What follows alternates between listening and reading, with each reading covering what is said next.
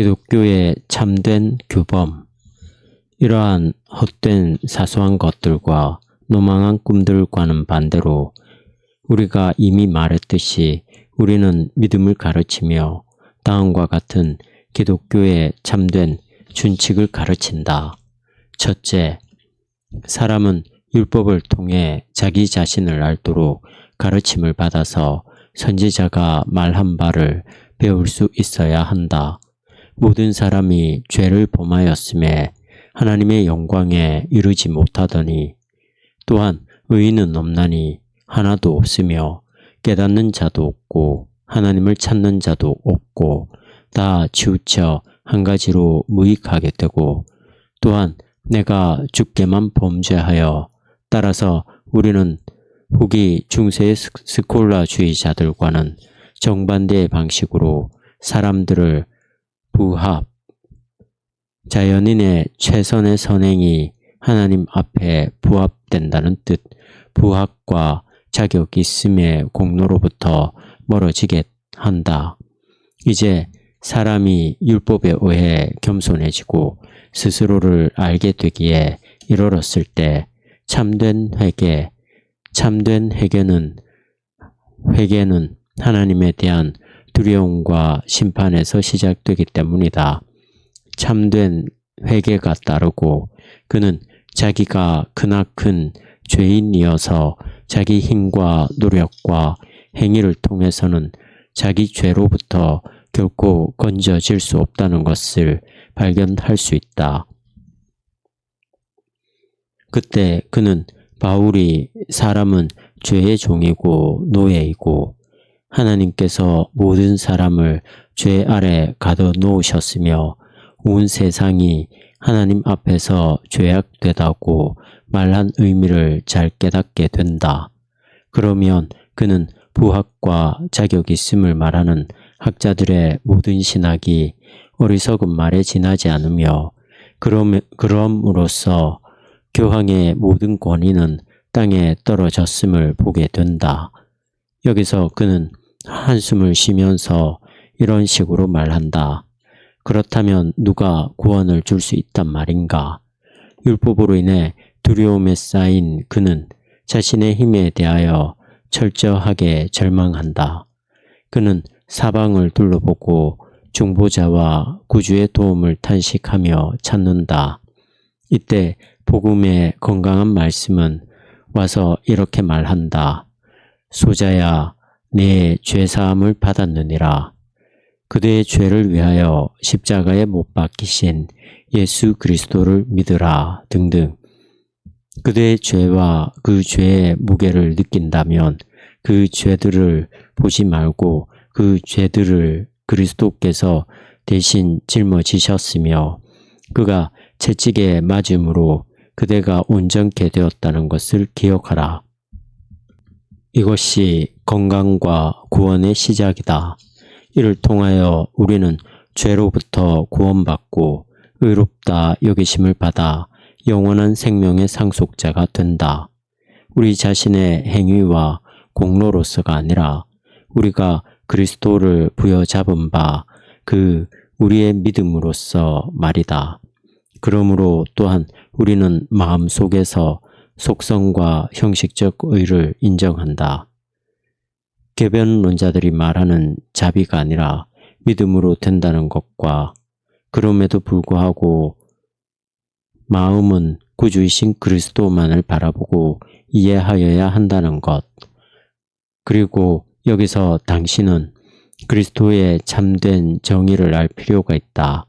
학교 선생들은 이에 대하여 전혀 무지하기 때문에 그리스도를 심판자와 괴롭히는 자로 가르쳐왔고 부합과 자격 있음에 관한 제멋대로의 허구를 고안해내었다. 그러나 참된 정의에 따르면 그리스도는 율법의 수여자가 아니라 죄를 사하시는 자이며 구주이시다.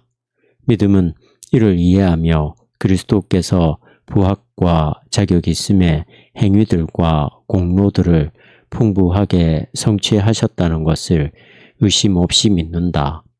그분은 세상의 모든 죄를 위하여 그분의 피, 단 한 방울로도 보속하실 수 있었을 것이다. 그러나 실상 그분은 피를 많이 흘리셨고 풍부하게 보속하셨다. 오직 자기 피로 영원한 속죄를 이루사 단번에 성소에 들어가셨느니라. 히브리서 9장 12절. 그리고 그리스도 예수 안에 있는 구속으로 말미암아 하나님의 은혜로 값없이 의롭다 하심을 얻은 자 되었느니라. 로마서 3장 24절. 그러므로 믿음으로 말미암아 세상 죄를 지신 그리스도를 붙잡는 것은 큰 일이다. 그리고 이 믿음만이 의로 여기심을 받는다. 로마서 3, 4장. 여기서 주목해야 할 것은 이 세 가지, 즉 믿음, 그리스도, 받으심, 용납 또는 정가는 함께 결합되어야 한다는 것이다.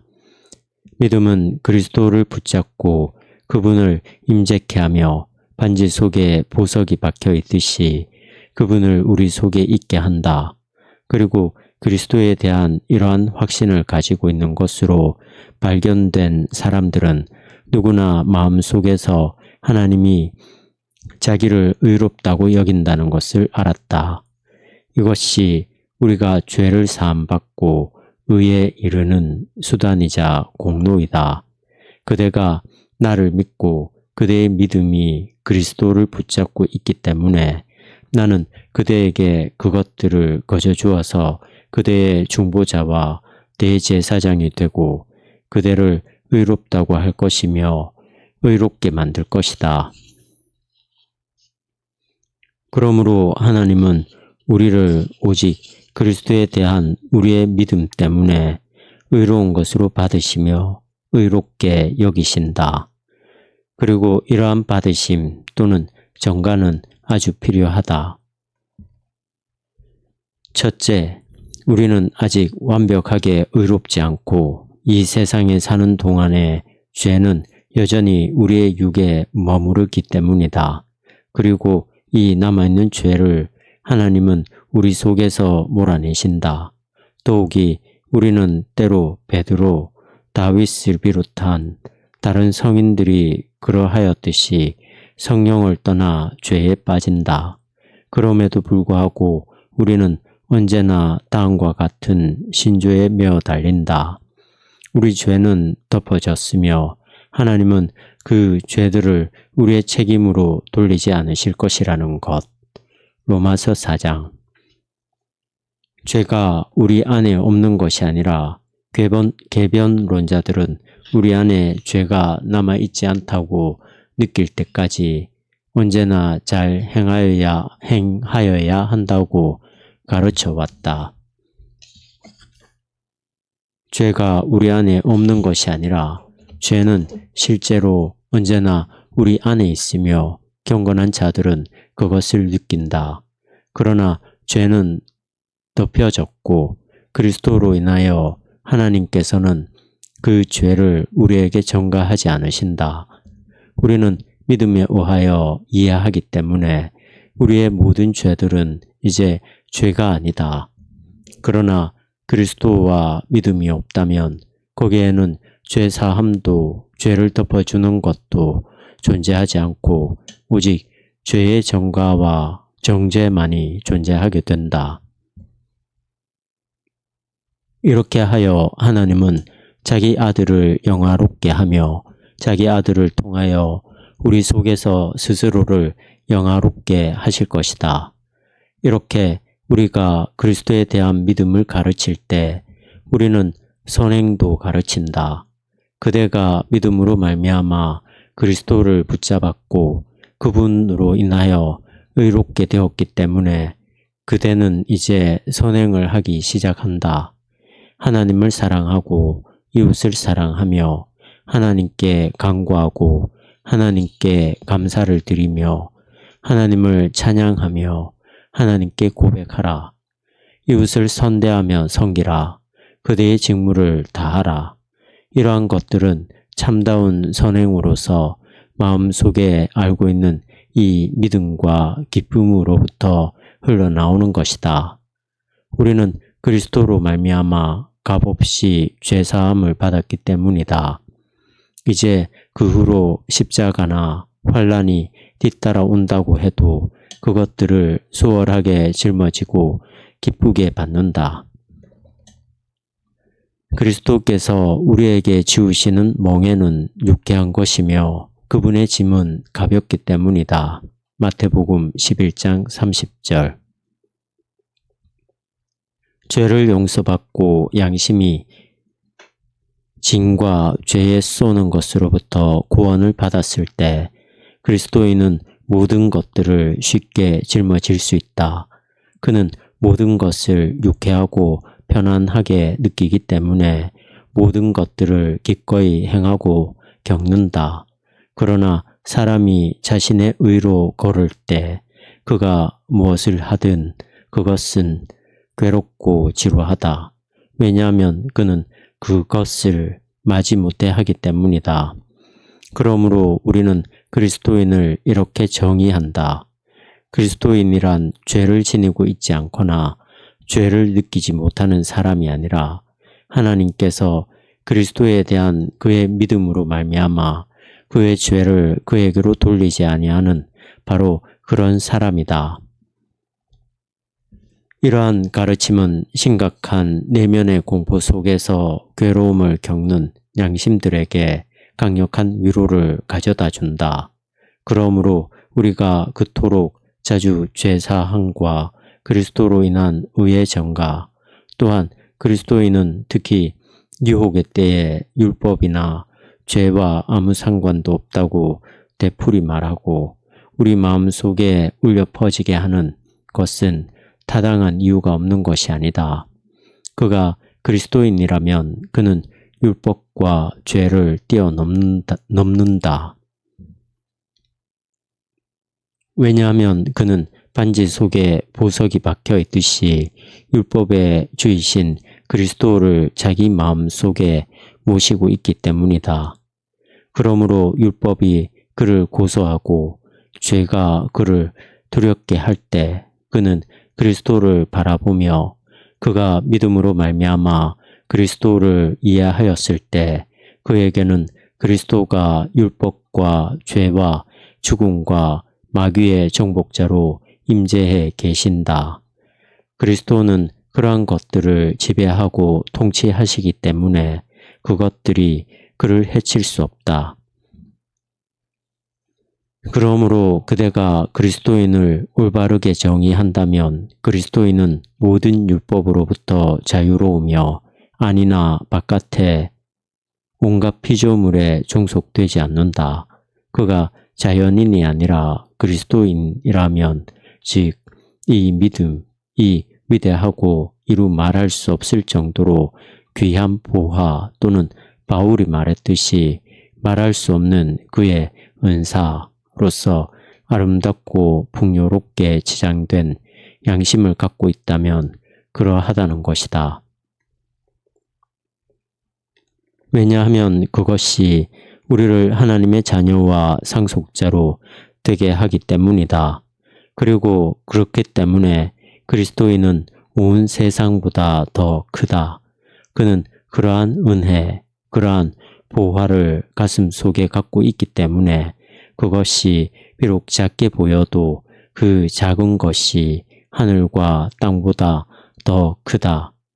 이 은혜 자체이신 그리스도께서 하늘과 땅보다 더 크기 때문이다.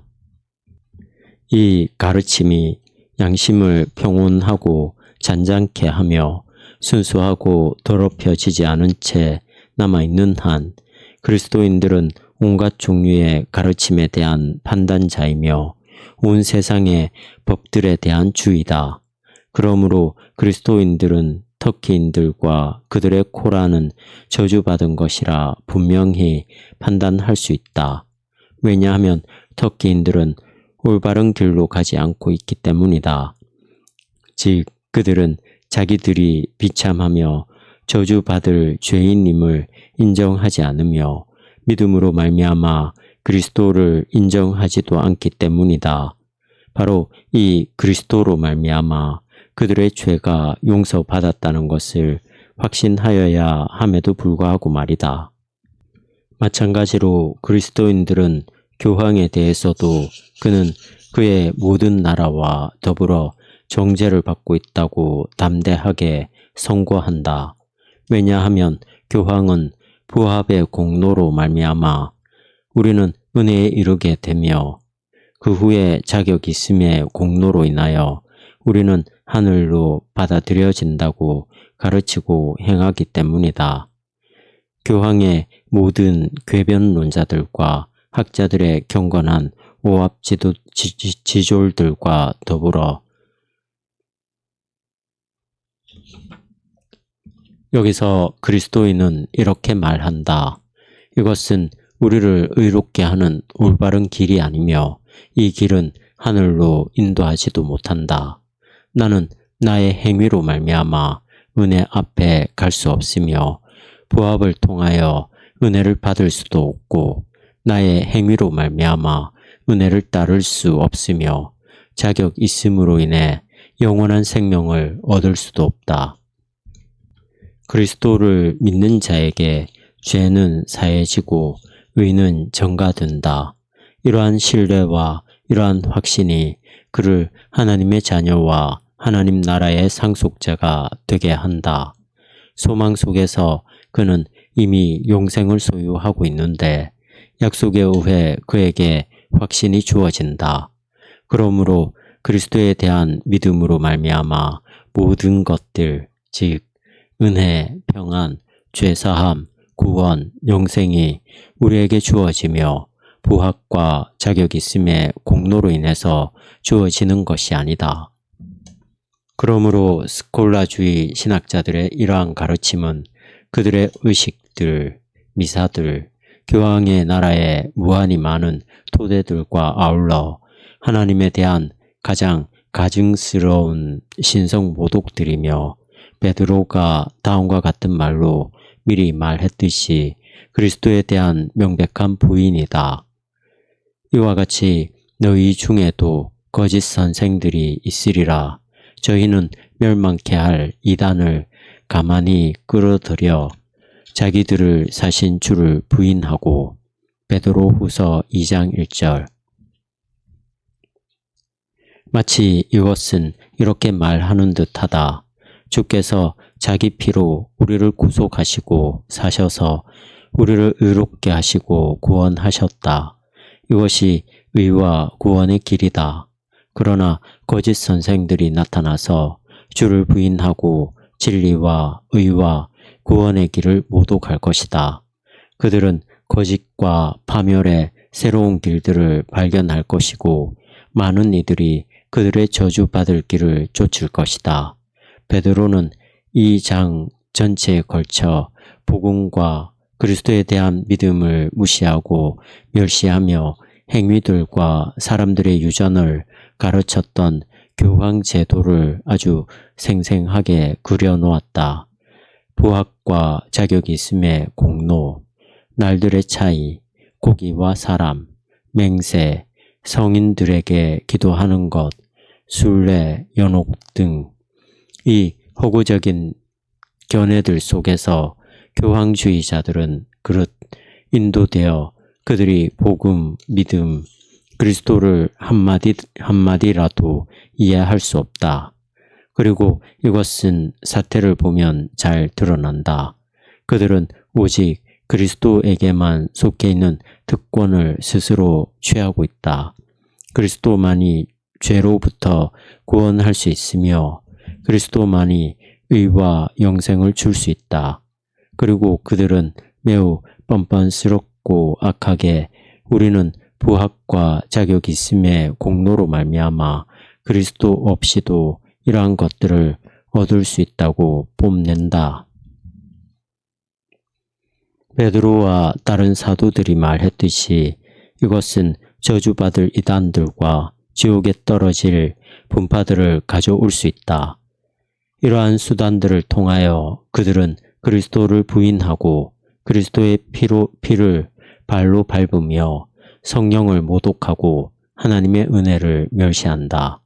그러므로 아무도 교황주의자들의 우상 숭배가 얼마나 무시무시한 것인지를 충분히 알 수 없다. 그리스도로 말미암아 우리에게 주어진 은사는 측량할 수 없듯이 교황주의자들의 이러한 신성 모독들은 그에 못지않게 가증스럽다. 그러므로 그러한 것들은 가볍게 보아지거나 잊혀져서는 안 되고 부지런히 숙고되어야 한다. 그리고 이것은 반대로 하나님의 은혜와 그리스도의 유익을 풍성하게 하는데 아주 많은 공헌을 하고 있다. 우리가 교황주의자들의 미사의 신성 모독을 알면 알수록 우리는 더욱더 그것을 혐오하고 싫어하며 미사의 참된 사용을 부여안게 된다.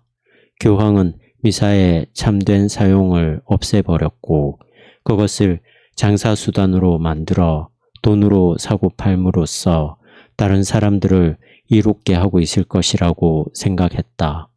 왜냐하면 교황은 미사를 올리는 사제, 그리스도를 부인하고 성령을 모독하는 배교자는 제단에 서서 스스로를 위해서 뿐만이 아니라 다른 이들을 위해서 그리고 교회 전체를 위해서 빠르고 확실하게 선행을 하고 있다고, 그것도 다른 수단이 아니라 오직 수행되는 행위를 통하여 그렇게 하고 있다고 말하기 때문이다. 그러므로 이것만으로도 우리는 하나님이 오래전에 교황제도 전체를 멸하지 않고 그것을 소돔과 고모라처럼 불과 유황으로 태워버리지 않았다는 점에서 하나님의 헤아릴 수 없는 인내를 분명히 볼 수 있다. 그러나 이제 이 대단한 자들은 자신들의 불경건과 추악함을 덮으려고 할 뿐만 아니라 막무가내로 밀어붙이려고 한다. 이를 우리는 결코 간과할 수 없다. 그러므로 우리는 모든 부지런함으로 칭의의 신조를 표명함으로써 아주 밝은 태양처럼 그것이 그들의 위선의 어두움을 밝히고 그들의 추악함과 수치를 드러낼 수 있도록 하여야 한다. 이런 이유로 우리는 믿음의 의를 자주 되풀이 말하고 진지하게 표명함으로써 대적들이 혼란에 빠지고 이 신조가 우리 가슴 속에 정착되고 확증될 수 있도록 해야 한다. 그리고 이것은 아주 필요한 것이다. 왜냐하면 우리가 일단 이 태양을 잃어버리면 우리는 다시 이전의 어두움으로 빠져버리게 되기 때문이다. 그리고 교황이 복음과 성례를 통하여 그리스도를 부인하며 발로 짓밟고 침을 뱉으며 신성모독을 자행하는 일이 교회에서 일상적으로 일어나게 할 수 있다는 것은 너무도 무시무시한 일이다.